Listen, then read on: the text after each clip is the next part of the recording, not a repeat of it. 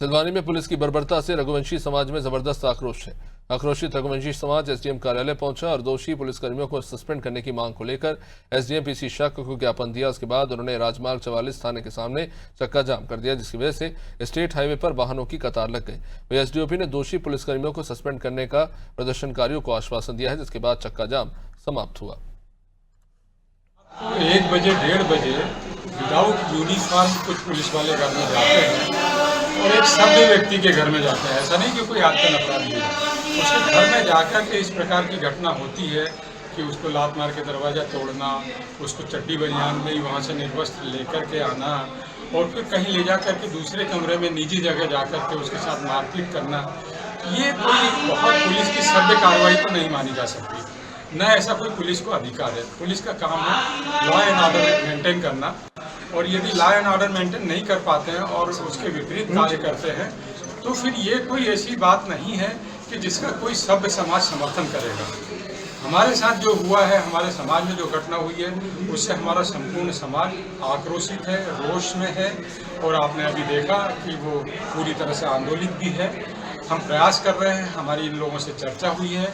अभी एसडीओपी साहब और एसडीओ साहब जो दोनों थे, उनसे भी चर्चा हुई। उन्होंने हमारी बात मान करके उसकी रिकमेंड की है सस्पेंशन की। मुझे उम्मीद है कि शायद शाम तक सस्पेंशन भी हो जाएगा।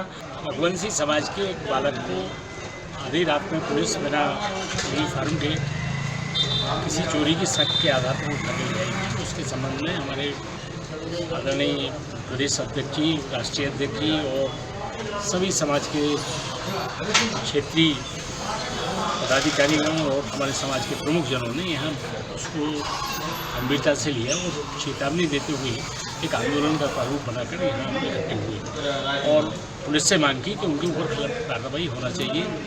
इसमें 30 तारीख को एक संदिग्ध या उसको यूँ कहें कि अपन की गलतफहमी के चक्कर में एक व्यक्ति को पुलिस थाना सिलवानी के कुछ अधिकारी और कर्मचारी सुबह से उठा के ले आए थे उसके घर से, और जिसके बारे में बहुत ज़्यादा सत्यता नहीं थी और उससे पूछताछ की गई थी। बाद में मेरे जानकारी में आने पर उसको छोड़ दिया था, पर चूँकि जन सामान्य का ये विरोध है और ये आक्रोश था कि उसको बिना किसी आधार के पुलिस द्वारा उठाया गया था।